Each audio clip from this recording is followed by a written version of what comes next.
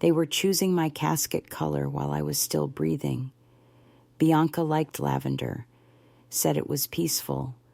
Tyrone mentioned cost, and me. I was lying in the hospital bed, eyes closed, heart beating, listening to my own funeral being planned.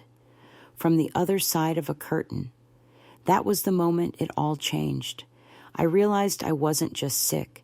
I wasn't just tired or old or confused. I was being erased, slowly, quietly, and worse, by the very people I once would have walked barefoot across glass for my son and the woman he married. My name is Margaret Delaney. I'm 74 years old. I spent my whole life in a little town outside of Asheville, North Carolina, where I raised my only child, Jason, after my husband passed away too young. I worked as a seamstress, taught Sunday school, and baked more loaves of banana bread for the church than I can count. I didn't have much, but I gave Jason everything I had time: love, devotion, even my own dreams. I never expected much in return. Just love, just respect. But when I fainted that morning in my kitchen, halfway through pressing my blouse for revival week, everything I thought I knew about family came undone. I remember the smell of starch and cornbread still lingering in the air. I'd skipped breakfast, figured I could push through the hunger like I always had. But this time, my body didn't agree. I woke up under fluorescent lights with a nurse checking my pulse and an IV in my arm. They told me it was low blood sugar. Nothing serious. One night for observation, they said. Then Jason and Bianca showed up. Jason's hands were warm when he touched my shoulder. But his eyes were already full of something I couldn't name. Pity, maybe, or something colder.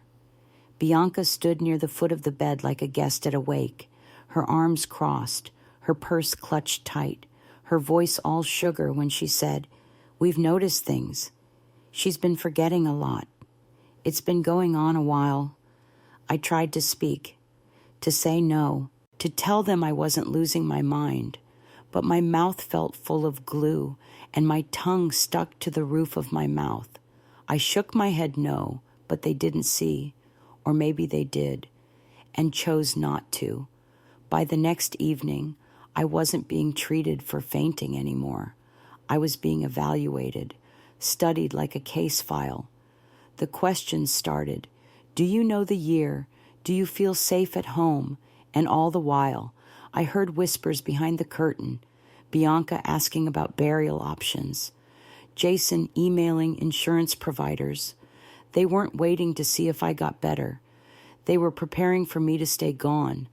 But I didn't die. And when I woke up fully awake, I decided something. I wouldn't scream. I wouldn't beg. I would fight, quietly. But with everything I had left, it's a strange thing to hear people talk about you like you're already gone. After I fainted in my kitchen that Monday morning, I didn't think much of it. I figured it was just exhaustion, or maybe I needed a little sugar. The doctors said it was low blood sugar and wanted to keep me overnight for observation. That seemed reasonable. What didn't seem reasonable was how quickly everything changed once my son Jason and his wife Bianca arrived at the hospital.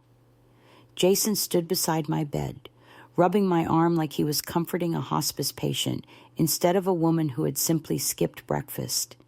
He asked me how I felt, if I remembered what happened, but his voice was distant, hollow, like he wasn't really asking, just going through the motions. Bianca, on the other hand, didn't even pretend. She walked in like she had an agenda, clutching that purse of hers like it held state secrets. I remember the way she looked around the room before speaking like she was taking inventory. "We've been noticing some changes," she said, nodding toward me, but speaking directly to the nurse.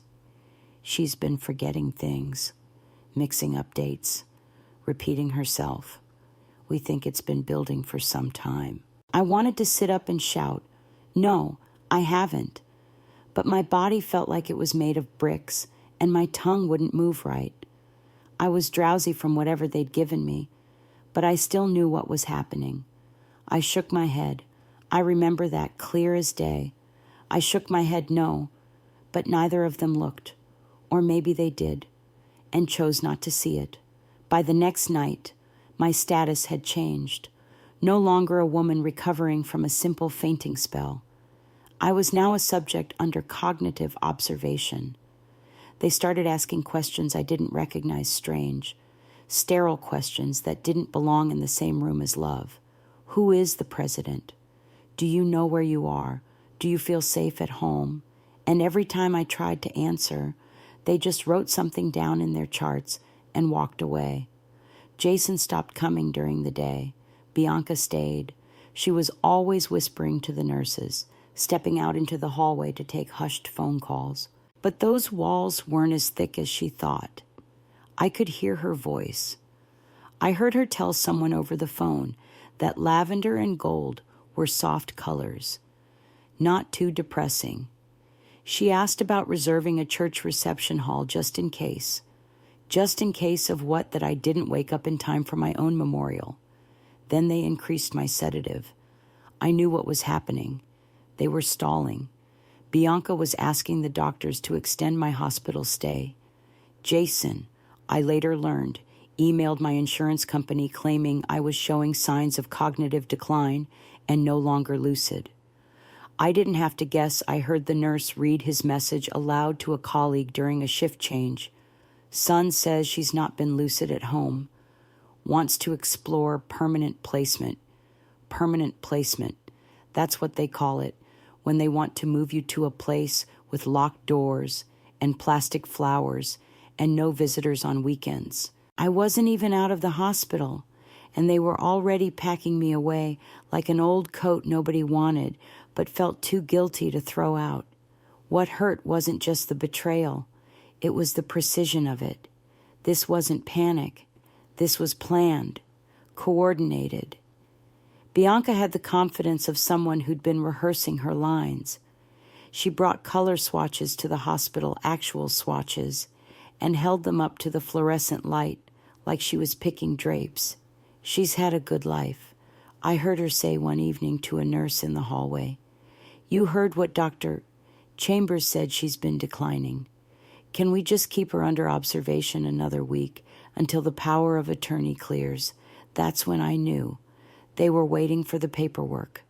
Jason had submitted something false, forged, fake, that claimed I'd given him full medical authority.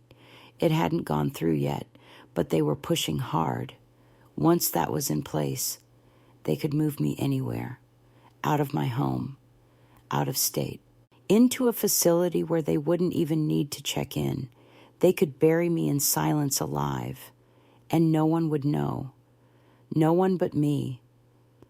I don't know what gave me the strength that night. Maybe it was the hum of the machines beside my bed, or the sound of Bianca's voice drifting in from the hallway, but something inside me refused to give in. Not yet. I had been silent for days, trapped inside a body that wouldn't move the way I needed, a voice that came too slow, too slurred. Jason's emails had already gone out to the insurance company.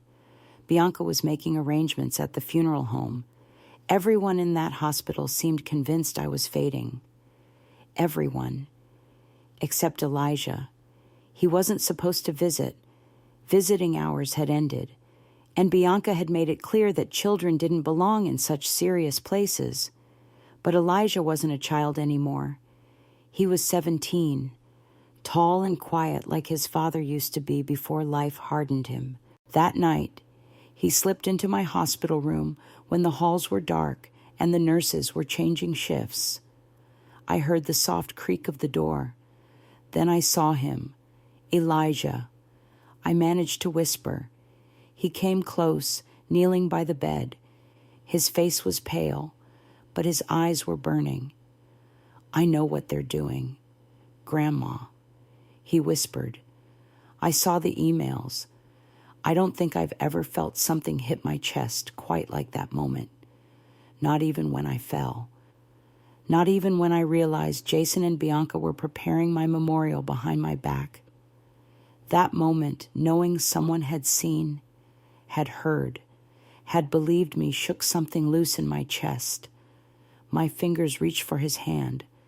I squeezed tightly, not just to hold him, but to show him I was still here, still alive, still fighting. "I'm going to fix it," he said. I wanted to stop him, wanted to tell him it wasn't his job to save me, but I didn't. Not because I couldn't, but because I didn't want to steal that fire from him. The truth is, I needed someone to believe they could save me, even if it was just for a little while. When Elijah left that night, I cried, not from fear, but from pain. The kind of pain that settles deep, behind your ribs, when you realize your child, the one you raised with scraped knees and secondhand shoes, has chosen convenience over compassion. Jason wasn't just going along with the plan. He was letting Bianca dig the grave while he handed her the map. But Elijah, that boy, still had my spirit, the same spirit that once made his daddy cry when he couldn't tie his tie for graduation. And I sat on the floor until he got it right. That night, I didn't sleep. I watched the ceiling shadows move. I memorized the nurses' names.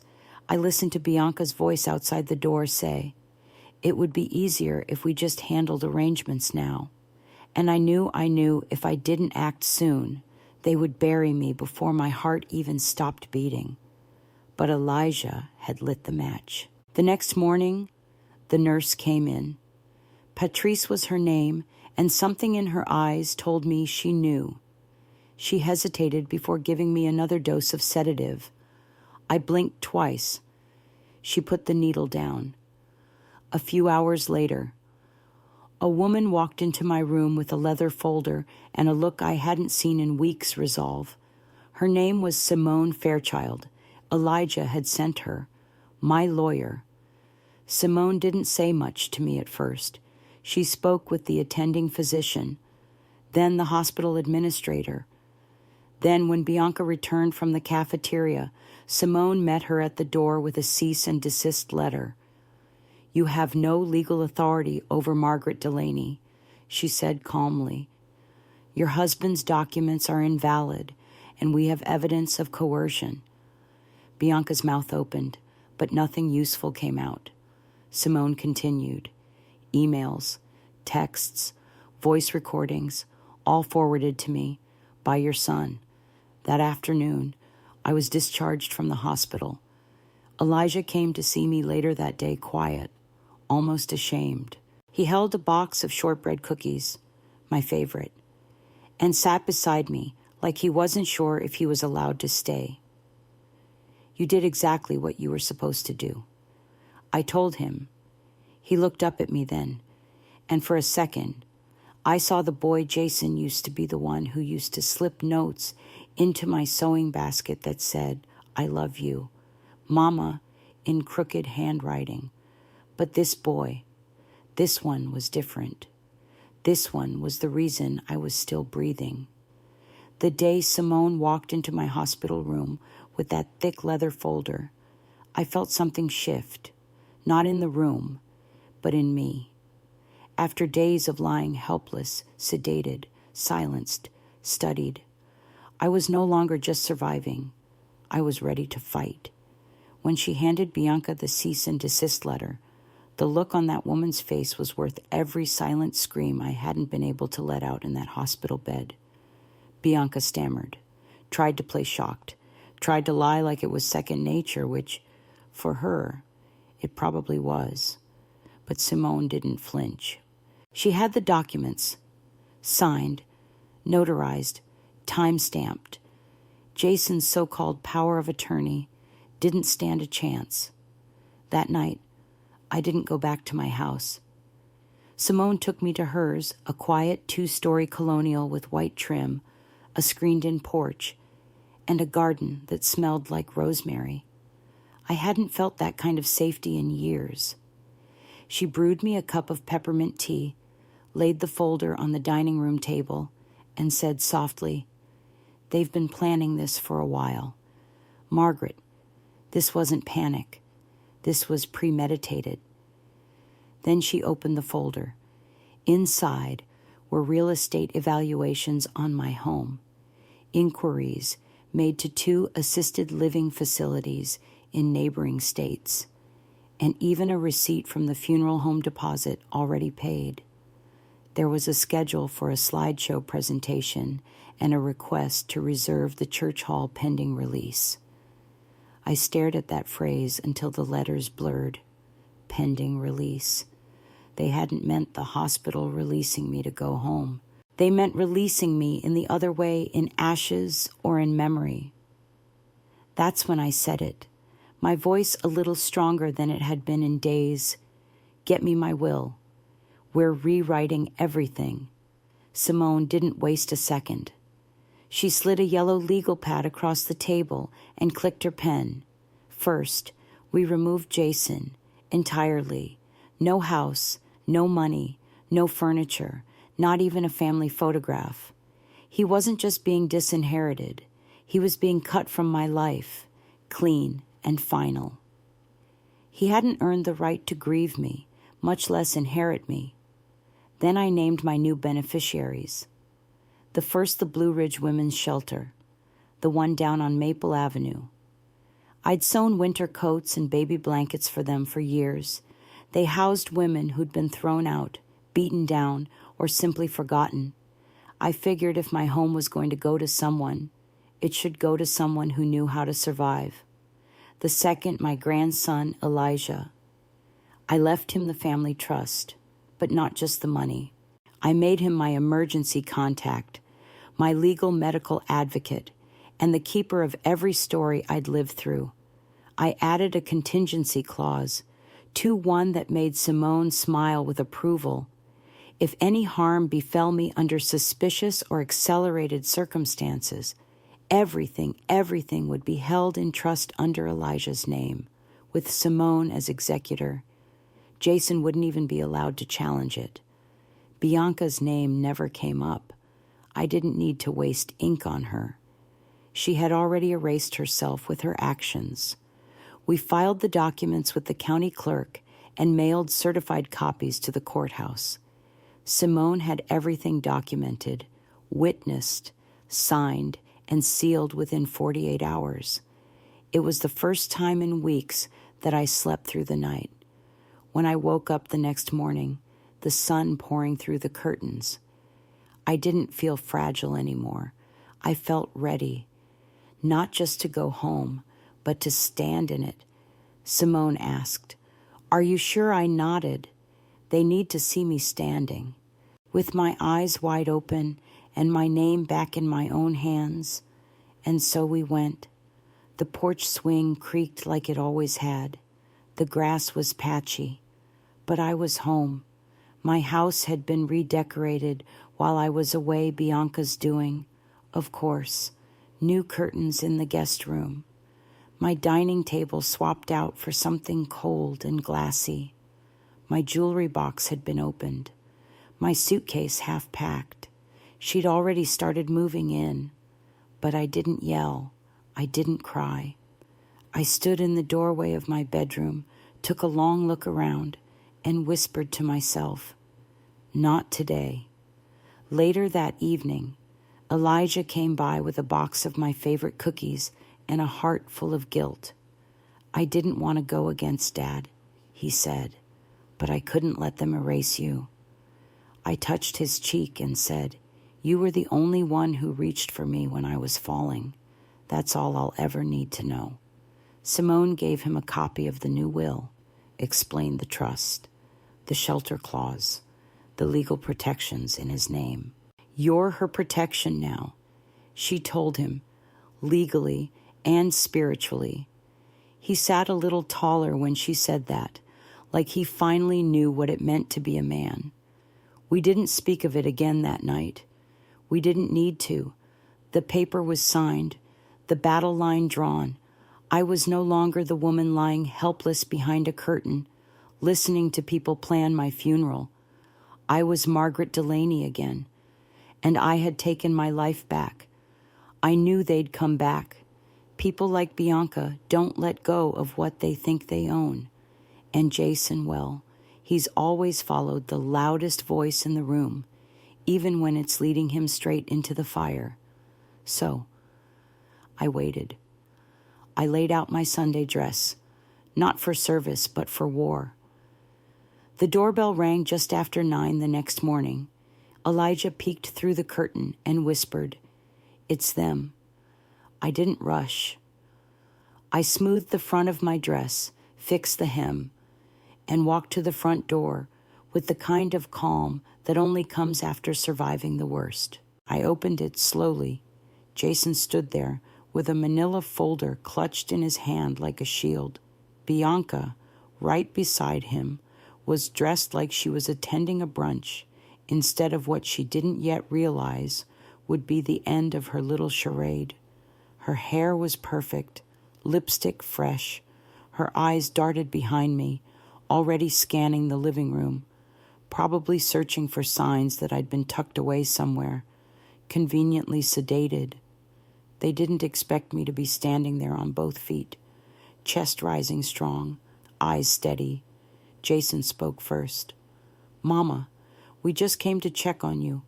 We were concerned when we heard you'd been discharged without our knowledge. I didn't invite them in." I stood firm, one hand on the doorframe. "You mean concerned that I walked out of that hospital before you could finish rewriting my life?" He blinked just once, but it was enough, like a child caught with his hand in the cookie jar. Bianca's smile twitched, but she held it steady. "We didn't mean to upset you. Margaret," she said, voice sweet as syrup and twice as sticky. "We were just trying to help during a difficult time." I leaned in slightly, dropped my voice to a whisper, meant to cut through sugar and skin alike. "You don't help people by planning their funeral behind their back." Her smile cracked, just a little. Then Simone stepped forward from the hallway behind me. She'd been waiting, arms folded, listening. "Good morning," she said to Jason. "I'm here as Mrs. Delaney's legal counsel. If you're here to discuss any aspect of her care, you'll be speaking with me directly." Bianca froze. Jason hesitated, then held up the folder. "These are just some forms, updates to the healthcare proxy, insurance adjustments." Simone didn't even flinch. "Those documents were submitted fraudulently. We have voice recordings, emails, and third-party statements proving coercion. If you push this any further, I'll press charges." Jason's hand lowered, slowly. "Mama," he said quietly, "I didn't know she was doing all that. I just thought." I stepped onto the porch, closing the door behind me. "You thought I was slipping, that I wouldn't notice my house changing, that I'd go quietly, that you could take everything from me while I was half awake." I took another step forward, not to threaten, but to reclaim ground that had always been mine. "You thought wrong." Bianca crossed her arms, her gaze shifting to Simone. "We weren't trying to hurt anyone." Simone pulled another envelope from her purse. "This," she said, handing it to Bianca, "is a notarized witness statement from a nurse who overheard you inquiring about medically assisted sedation and end-of-life protocols." Bianca's jaw dropped. "I never said," Simone cut her off. "You asked how long Margaret could be kept under sedation and whether there were compassionate options if the family was ready to say goodbye." Jason turned to her, eyes wide. "Wait." "What?" Bianca blinked. "I told you, I just wanted to be prepared. Just in case." He stepped back, like the ground beneath him had shifted. His voice was barely a whisper. "You picked out a color scheme for her casket." Simone stepped between them. Let me be perfectly clear. You attempted to place Mrs. Delaney in a care facility without legal authority. You coordinated with a funeral home. You submitted false documents. That is elder abuse. That is a felony. Jason paled. Bianca turned, muttering something about not being involved. But the damage was done. They left soon after. Bianca stormed off, heels tapping down my porch like she had somewhere better to be. Jason lingered for a moment. His eyes searched my face for something understanding. Maybe forgiveness. I didn't offer either. I closed the door behind them and turned to Elijah, who'd been watching from the staircase. You did good. I told him. He came down the last step and let out a breath he'd been holding since the bell rang. They were going to take everything. Grandma, he said, even you. I nodded, but not today. After they left that morning, I didn't cry. I didn't fall to my knees or clutch my chest the way I once imagined I might if my own child ever turned on me. No. I simply closed the door, locked it, and leaned against it for a moment, feeling the quiet hum beneath my ribs. There's a strange stillness that follows a storm like that, the kind that doesn't ask for your permission. It just comes in and settles like a visitor who doesn't speak but sits beside you for hours. Elijah stayed the rest of the day. He didn't talk much, just hovered close, like he knew I needed presence more than I needed words. We ate dinner at the table. Bianca tried to replace chicken casserole, the old family recipe, and for once, I didn't feel like I had to be anything but tired. That night, I walked down the hall and opened the closet in the guest room. There it was, the box with her handwriting on it. Slideshow, Margaret Delaney. I opened it. Inside were photographs, old ones, me in my 20s, standing beside my first sewing machine, holding Jason when he graduated high school, laughing in the backyard in my Sunday dress. Moments of my life gathered, printed, and arranged, as if they already belonged to memory. Taped to the inside of the box was a USB stick. I sat down in the living room and plugged it into Simone's laptop. Elijah sat beside me. The screen lit up, celebrating the life of Margaret Delaney. And then, Amazing Grace started playing. There I was, slideshow frames rolling past young, old, joyful, exhausted, a woman who had lived and fought and loved, a woman they had tried to bury before God had even whispered her name. They made this while you were still in the hospital, Elijah said, voice low. I nodded, too stunned to cry. They had it all ready. All they needed was a reason to press play. I closed the laptop, set it aside, and walked out onto the porch. The evening air was thick with the scent of blooming jasmine. I pulled my shawl over my shoulders and sat quietly, letting the silence wrap around me, because I knew this story wasn't over. Not yet. The following Sunday, the doorbell rang again. This time, it was just Jason. He stood on the porch in the same gray suit he wore last time, only now it hung looser, like guilt had carved something out of him. He didn't have flowers, no legal folders, just a manila envelope and his eyes lowered like a boy, waiting for his mother's wrath.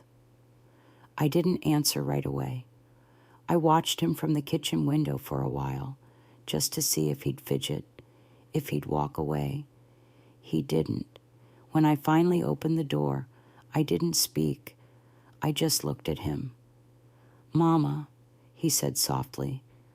Can I talk to you? I stepped aside. He sat at the kitchen table right where he used to sit when he'd come home with bad grades and try to cover it with small talk. This time, there was no small talk. I didn't know. He began. Not really. I thought, I thought you were tired. That maybe Bianca was right. He pulled a printed email from the envelope and slid it across the table. She sent this to the funeral home the day after you fainted. I didn't touch it. I didn't need to. I'd already seen the truth in the slideshow. She told me it was practical. He continued. Said you would have wanted it. Said you once told her you didn't want to live on machines. My throat tightened. You believed all of it? I asked. He looked down. I did, because it was easier than believing I married a liar. He paused. I filed for divorce. That made me look at him, just briefly. He nodded. After Simone showed us the evidence after I saw the slideshow, I knew it had gone too far. But I also knew it had been going on longer than I wanted to admit. He took a shaky breath. She twisted everything, every word you ever said, made me believe you were confused, bitter, ready to go. I stayed standing. My legs ached, but I wanted him to feel the full weight of my silence. You didn't recognize me anymore, I said. You looked at your mother and didn't ask if it made sense. You didn't fight for me, Jason. You just stood aside and let her dig the hole. He wiped his eyes with the back of his hand. I'm sorry, Mama. I know sorry isn't enough. It wasn't, but it was something.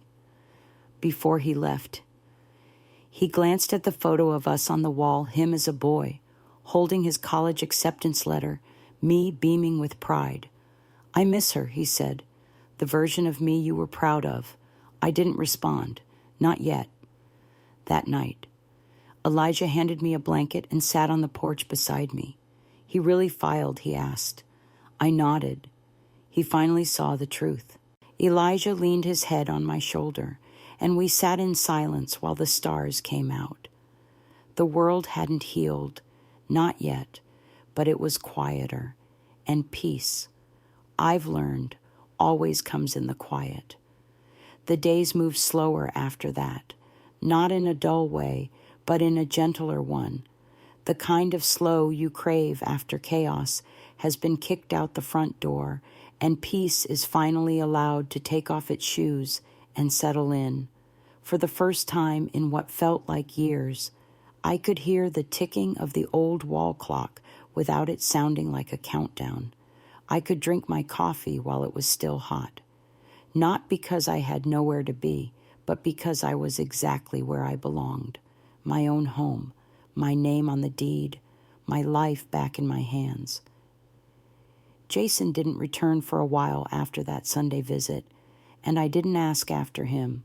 I'd spent too many years carrying that boy's weight, trying to explain away the silence, the forgetfulness, the drift that came after he married Bianca. I'd told myself it was work, stress, life, but now I knew it was belief. He believed her lies because they were easier than facing his mother's truth. Elijah, though, that boy never left. He came by every day after school, sometimes with his backpack slung low on one shoulder, sometimes with grocery bags and that quiet determination in his step. He never asked for anything, just stayed near. Sometimes he did his homework at the kitchen table while I cooked. Sometimes we sat in the living room, the evening news playing low in the background, neither of us saying much. He reminded me that presence doesn't always require words, and I needed that. The slideshow box still sat in the hallway closet. I'd thought about throwing it out, about dragging it to the curb like the garbage it represented, but I didn't. Not because I needed the memories, but because I needed the reminder of how close I came to being erased by people I once fed with both hands. That slideshow held pictures of my life, my joy, my sorrow, my legacy, and I had almost lost the right to decide how that story ended, but not anymore. Simone continued handling the legal side of things. The house was fully in my name now. The trust for Elijah had been secured. Every loophole was closed. Bianca's name had been scrubbed from every document like soot wiped from a window pane. And for the first time in my 74 years, I felt untouchable. One quiet afternoon, I sat on the porch swing, the breeze tugging gently at the hem of my skirt, and looked out at the garden. The rose bushes were blooming again, red ones just like Henry used to plant before he passed. For a moment, I could almost hear him humming while he worked, his hands always careful with the roots. It's funny how peace doesn't announce itself. It doesn't burst through the door or throw its arms around you. It tiptoes in, softly, and waits for you to notice. That evening, Elijah brought over a new book he was reading for School to Kill a Mockingbird. He asked if I wanted to hear a passage, and I said yes. He read aloud from the couch while I sat by the window, knitting the same scarf I'd started 3 winters ago and never finished. His voice was steady, calm, full of the kind of strength that doesn't have to shout. Afterward, he said, I think the hardest part about growing up is realizing how many people pretend to care about you. I looked up from my needles. And the best part, I said, is learning to recognize the ones who don't pretend. He smiled at that, then asked, Do you think he'll come back? I didn't need to ask who he meant. I looked out the window for a long moment. I think, I said slowly, he'll come back when the silence gets louder than her voice, when he realizes that what he lost was never hers to give back. Elijah nodded. We didn't talk about Jason again that night. We didn't need to. The healing had already begun, not just for me, but for the boy sitting across the room, the one who had chosen love over loyalty, truth over comfort. Later, after Elijah went home, I walked through the house turning off lights. When I passed the guest room, I paused.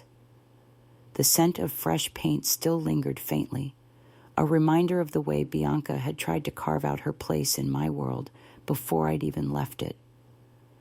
I opened the closet, looked at the slideshow box, then closed the door.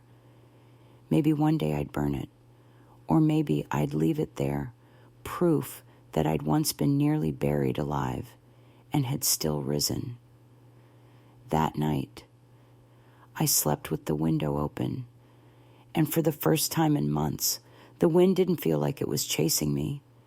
It felt like it was carrying me forward, toward whatever came next. The call came quietly one Thursday afternoon. It was Jason. His voice, once steady and sure, now sounded like paper thin and tired. Mama, he said, can I come see you? I paused. Not because I didn't know the answer, but because I needed him to feel the weight of asking. When he arrived, he didn't come with folders or excuses. No Bianca, just himself, in the same gray suit I'd seen him in weeks ago, now wrinkled, his shoulders sagging. He didn't ask for forgiveness. He didn't plead his case. He laid out photographs on my coffee table, pictures of him and Elijah at the park, of me holding him as a baby, of our life before. He looked me in the eyes and said, I've been seeing a counselor. Elijah helped me start. I had to unpack everything, and I found her voice in my head, not yours. His confession wasn't loud. It didn't need to be. It was raw, quiet, real. I didn't say I forgave him. I simply reached out and placed my hand on his head, not to fix, not to erase, but to remind him what love still felt like. That was enough. Sometimes the deepest betrayals come from the ones we raised with love. But healing doesn't always roar. It often arrives in silence, in shared tears, in a trembling hand reaching back. If you've ever been hurt by someone you once protected, know this, you are still worthy of peace. You are still the author of your own ending. Share your thoughts in the comments. Have you ever experienced a moment where love returned quietly? And if this story touched your heart, please subscribe to the channel to hear more stories of resilience, truth, and healing.